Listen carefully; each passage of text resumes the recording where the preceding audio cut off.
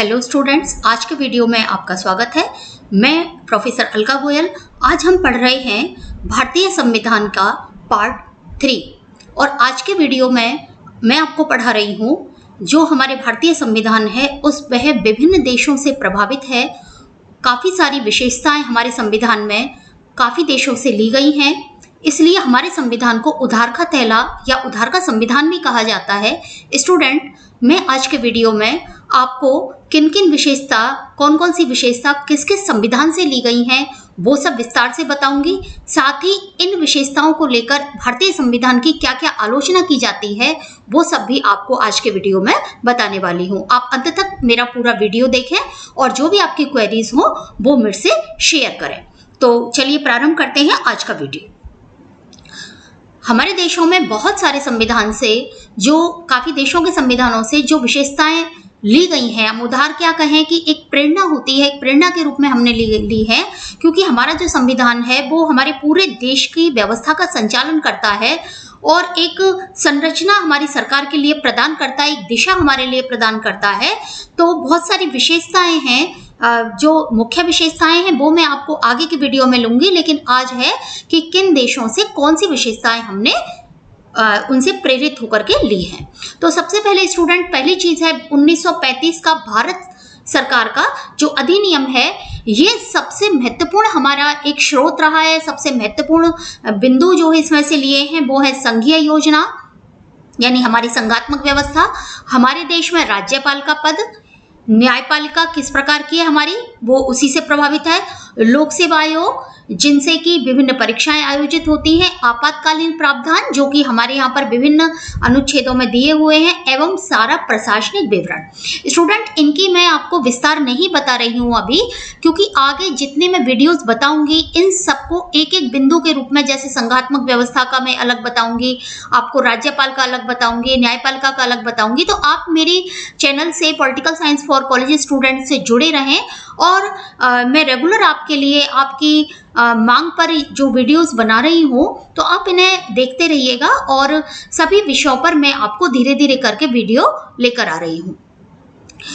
दूसरी चीज, ब्रिटिश संविधान से हमने बहुत सारी चीजें ली हैं, जो हमारा संसदात्मक शासन है, विधि का शासन है, विधायी प्रक्रिया यानी किस प्रकार से हमारा विधेयक पारित होता है, विभिन्न उसके जो वाचन है, प्रथम वाचन, द्वितीय वाचन, समिति स्तर है ना। इसके अलावा एकल नागरिकता, हमारे यहाँ पर संघात्मक शासन होते हुए भी एकल नागरिकता है, तो ये विशेषता भी हमने ब्रिटिश संविधान से ली है। कैबिनेट प्रणाली, यानी जो हमारा संसदात्मक शासन है उससे जुड़ी हुई हमारी कैबिनेट प्रणाली है, तो वो भी हमने ब्रिटिश सरकार से ली है।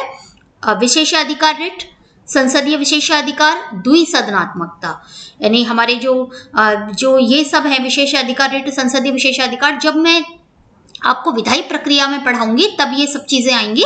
और 2 सदन हमारे राज्यसभा और लोकसभा, ये भी हमने ब्रिटिश संविधान के अनुसार ही लिए हैं। वहां पर लॉर्ड सभा और कॉमन सभा है और यहाँ पर इस प्रकार का। स्टूडेंट, ब्रिटिश संविधान से संबंधित भी कई वीडियोस मेरे अपलोड हैं और मैं इनका लिंक आपको चैनल के साथ में या डिस्क्रिप्शन बॉक्स में भी दे दूंगी। इसके अलावा अमेरिकी संविधान से भी हमने बहुत सारी चीजें ली हैं। मौलिक अधिकार हैं, मौलिक अधिकार के साथ में एक व्यवस्था और है अमेरिका में, जो शक्ति पृथक्करण और न्यायिक ये जो है नियंत्रण और संतुलन का जो सिद्धांत है वो भी हमने लिया है। और स्टूडेंट, इसका भी वीडियो मेरा बना हुआ है जो मैं आपको डिस्क्रिप्शन बॉक्स में डाल दूंगी और इसका लिंक मैं आपको वीडियो के साथ साथ भी आपको लिंक कर दूंगी। इसके अलावा न्यायपालिका की स्वतंत्रता का जो नियम है, न्यायिक समीक्षा यानी न्यायिक पुनः अवलोकन जो है वो भी हमने अमेरिका के अनुसार ही लिया है। राष्ट्रपति पर महाभियोग की जो प्रक्रिया है, सर्वोच्च न्यायालय, उच्च न्यायालयों के न्यायाधीशों के पद से हटाया जाना है यानी पदच्युत करना, उनके विरुद्ध में महाभियोग लगाना, उपराष्ट्रपति का पद, ये सब हमने अमेरिकी संविधान से लिया है। इनके विस्तार में आपको जैसे जैसे मेरे, चूंकि इंडियन पॉलिटिकल सिस्टम बहुत बड़ा है स्टूडेंट और बहुत सारे एग्जाम में आपके लिए इनमें से क्वेश्चंस आते हैं, जो भी मैं आपको बता रही हूँ इनमें से 100% और बहुत ही अंदर तक के क्वेश्चन जो आते हैं, और आप किसी भी जो प्रतियोगी परीक्षा है उसमें यदि मेरे वीडियोस आप लगातार देखेंगे तो इतना तो गारंटी से है कि आप इनमें से, यदि आप ध्यान से सुनेंगे, ध्यान से पढ़ेंगे, तो निश्चित रूप से आप सारे प्रश्नों को हल कर पाएंगे। इसके अलावा जो आयरलैंड का संविधान है वहां से नीति निर्देशक सिद्धांत जो हमारे संविधान के पार्ट 4 में है वो हमने लिए हैं।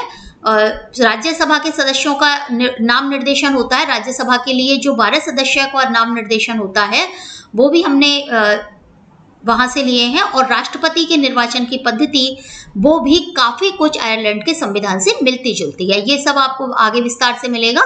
कनाडा के संविधान से हमने एक मजबूत केंद्र होना चाहिए, ये हमने वहां से प्रेरणा ली है। हमारे यहाँ संघात्मक शासन है, इसके बावजूद भी हमने केंद्र को राज्यों के मुकाबले ज्यादा शक्तिशाली रखा है। और इसके लिए केंद्र में जो अपशिष्ट शक्तियां हैं वो केंद्र में निहित है, ना कि राज्यों में। जैसे अमेरिका में शक्तियां केंद्र की गिना दी गई हैं, बाकी सारी गणना और अपशिष्ट का सिद्धांत है तो सारी राज्यों की हैं। जबकि जो भारत का संविधान है, जो कनाडा का संविधान है, वहां पर इस प्रकार की स्थिति है कि अपशिष्ट शक्तियां केंद्र को दी गई हैं। इसके अलावा केंद्र द्वारा राज्यपालों की नियुक्ति, ये भी एक पक्ष होता है कि केंद्र मजबूत इससे बनता है कि राज्यों का जो शासन है उस पर केंद्र का अप्रत्यक्ष रूप से नियंत्रण स्थापित हो जाता है। हालांकि भारत में इस मुद्दे को लेकर कई बार विवाद हुए हैं। इसके अलावा सर्वोच्च न्यायालय का परामर्शी क्षेत्राधिकार, यानी सर्वोच्च न्यायालय किसी विषय पर परामर्श दे सकता है, ना मांगने पर भी दे सकता है। तो ये भी जो विशेषाधिकार है वो कनाडा के संविधान से लिया है। अगली चीज स्टूडेंट, ऑस्ट्रेलिया का संविधान जो है उससे हमने समवर्ती सूची ली है। देखिए समवर्ती सूची, हमारा जो संविधान है उसमें 3 सूचियां हैं। एक केंद्र सूची है, एक राज्य सूची है। केंद्र सूची केंद्र से संबंधित विषयों पर कानून बनाती है और राज्य सूची राज्यों से संबंधित विषयों पर कानून बनाती है।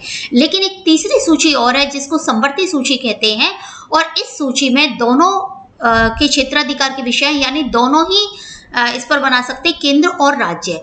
और इसका जो विस्तार है वो मैं आपको संघात्मक शासन जब पढ़ाऊंगी, उसका जब वीडियो आपको डालूंगी तब आपको इसके विस्तार के बारे में बताऊंगी कि इनकी एक्चुअल में क्या स्थिति है। ठीक है, आगे है व्यापार की स्वतंत्रता है, वाणिज्य समागम, संसद के दोनों सदनों की संयुक्त बैठक, यानी ये छोटी छोटी बातें जो हैं वो भी हमने ऑस्ट्रेलिया के संविधान से ली है। चूंकि हमारा संविधान बहुत बड़ा है और उसके क्या कारण है वो मैं आपको आगे बताऊंगी वीडियो में। जर्मनी का जो संविधान था, बीमर संविधान, ठीक है, जर्मनी के जो अन्य संविधान बने हैं उनकी बात हम नहीं कर रहे हैं। तो आपातकाल के दौरान मौलिक अधिकारों का निलंबन हमारे यहाँ पर होता है, ये हमने वहां से लिया है स्टूडेंट, क्योंकि आपातकाल में यदि हम अधिकारों को लेकर ही बैठ जाएंगे तो हमारे देश की सुरक्षा खतरे में पड़ जाएगी। इसके अलावा जो सोवियत संविधान है, सोवियत संविधान में स्टूडेंट, ये जो सोवियत संविधान है वो यूएसएसआर यानी पुराना सोवियत संघ का संविधान, वर्तमान रूस नहीं, सोवियत संघ का जो संविधान है वहां से हमने मौलिक कर्तव्य और प्रस्तावना में जो तीनों हमारे सामाजिक, आर्थिक, न्यायिक, राजनीतिक का जो आदर्श है वो हमने लिए हैं। देखिए मौलिक कर्तव्य हमारे मूल संविधान में नहीं थे, ये मौलिक कर्तव्य हमने जो हमारा 42वां संशोधन हुआ है उस 42वें संशोधन के में जोड़े हैं, और ये संविधान का भाग जो 4 है उसके बाद में ये मौलिक कर्तव्य जोड़े गए हैं। 10 कर्तव्य जोड़े गए थे, बाद में एक और बढ़ा दिया। और प्रस्तावना के जो आदर्श हैं, प्रस्तावना स्टूडेंट जो मैंने सेकंड इसकी पार्ट है मेरा, उसमें आपको प्रस्तावना के बारे में पूरी जानकारी मिल जाएगी। तो आपको यदि प्रस्तावना के बारे में जानकारी चाहिए, यदि आपको भारतीय संविधान के निर्माण के बारे में जानकारी चाहिए, तो आपको मेरे पहले पार्ट 1 और पार्ट 2 भी देखने होंगे। वैसे आप यदि लगातार मेरे से जुड़े रहें तो मुझे भी आपकी जो भी आप चाहते हैं उसकी जानकारी होती रहेगी। दूसरा, इसके अलावा फ्रांसीसी संविधान, फ्रांसीसी संविधान देखिए अपने समानता, स्वतंत्रता, भ्रातृत्व के लिए विख्यात रहा है। तो वहां से हमने गणतंत्र, स्वतंत्रता के आदर्श, समानता के आदर्श और प्रस्तावना के बारे में जो प्रस्तावना में जो बंधुत्व है वो हमने वहां से लिया है। अच्छा, गणतंत्र जो शब्द है इसका है कि गणतंत्र यानी हमारे देश का जो राष्ट्राध्यक्ष है वो जनता के द्वारा निर्वाचित है, और हमारे यहाँ पर राजतंत्रात्मक पद्धति को नहीं रखा गया है, पूरी तरह से प्रजातंत्र है। कहने को तो ब्रिटेन में भी प्रजातंत्र है, लेकिन वहां पर राजा है, अभी वहां के राजा का राज्याभिषेक हुआ है। तो हमारे यहाँ पर राजा वाली स्थिति नहीं है, हमारे यहाँ पर राष्ट्रपति है, और इसलिए हमारे यहाँ पर हमारे देश को गणतंत्रात्मक राज्य कहा जाता है। इसके अलावा दक्षिण अफ्रीका का संविधान, तो दक्षिण अफ्रीका का संविधान जो है वहां से हमने संशोधन की प्रक्रिया ली है और राज्यसभा के सदस्यों का जो निर्वाचन का प्रक्रिया है वो भी हमने दक्षिण अफ्रीका के संविधान से ली है। ये दोनों चीजें मैं आपको संविधान संशोधन प्रक्रिया तो अलग से मैं कराऊंगी ही, और राज्यसभा के सदस्यों का जब मैं यहाँ की संसद कराऊंगी, अपनी पार्लियामेंट कराऊंगी भारत की, तब ये आपके लिए आ जाएगा। इसके अलावा जो जापानी संविधान है वहां से हमने विधि निर्माण, विधि द्वारा स्थापित प्रक्रिया ली है। तो ये विधि द्वारा स्थापित प्रक्रिया जब मैं आपको न्यायिक पुनर्वलोकन की व्यवस्था बताऊंगी वहां पर ये व्यवस्था आएगी, क्योंकि अमेरिका में विधि द्वारा स्थापित प्रक्रिया ना होकर के अनुकूल है, जो उचित प्रक्रिया है विधि के द्वारा वो नियम लिया गया है, और भारत में विधि द्वारा स्थापित प्रक्रिया को लिया गया है। दोनों जगह ही न्यायिक पुनर्वलोकन है, लेकिन दोनों में बहुत ज्यादा अंतर है जो आपको स्पष्ट रूप से देखना होगा। इसके अलावा देखिए स्टूडेंट, हमारी जो ये विशेषताएं हैं, यानी हमने जो दूसरी जगह से ली हैं ये विशेषताएं, जिनको हम उधार की विशेषताएं कहें या हम ये कहें कि वो हमने प्रेरणा ली है या एक उधार का थैला है, इस प्रकार से जो कहा जाता है, तो इनके बारे में कुछ बातें ये कही जाती हैं कि हमारा जो संविधान है वो एक नियमित दस्तावेज के रूप में होना चाहिए, लेकिन भारतीय संविधान में जो कई प्रथाएं हैं बयान एक दस्तावेज के रूप में नहीं है, बल्कि एक बहुत बड़े रूप में उसको दे दिया है। बहुत सारे विवरण इसमें एक्स्ट्रा दिए हुए हैं, जिसकी वजह से हमारा संविधान इतना बड़ा हो गया है, इतना बोझिल हो गया है। दूसरी चीज जो कही जाती है, हमारी संविधान सभा जो है वयस्क मताधिकार का प्रयोग उसके निर्वाचन के लिए नहीं किया गया था। देखिए हमारा देश उस समय आजाद नहीं था, हमारे यहाँ इस प्रकार से कोई इलेक्शन नहीं हुए थे, लेकिन जो व्यक्ति संविधान सभा में थे उन व्यक्तियों का जनता के द्वारा निर्वाचन किया गया था। तो इसलिए ये आरोप लगाना कि अप्रातिनिधिक है या फिर समाज के सभी वर्गों का प्रतिनिधित्व नहीं था, ये गलत साबित हो जाता है। वैसे उसमें सभी जगह के व्यक्ति थे, सभी वर्गों के प्रतिनिधि थे। कुछ अंशों में ये आलोचना सही भी हो सकती है।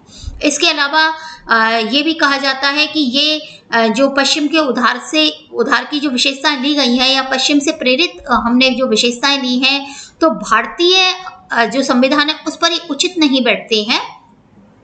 देखिए स्टूडेंट, कुछ बातें, अच्छी बातें हमें दूसरी जगह से लेनी चाहिए, और हमारे यहाँ पर उन विशेषताओं में थोड़ा बहुत परिवर्तन भी किया गया है। ऐसा नहीं है कि हमने एज इट इज वो ले ली, हमारे देश की परिस्थितियों के अनुसार हमने कुछ चेंजेस भी उसमें किए हैं।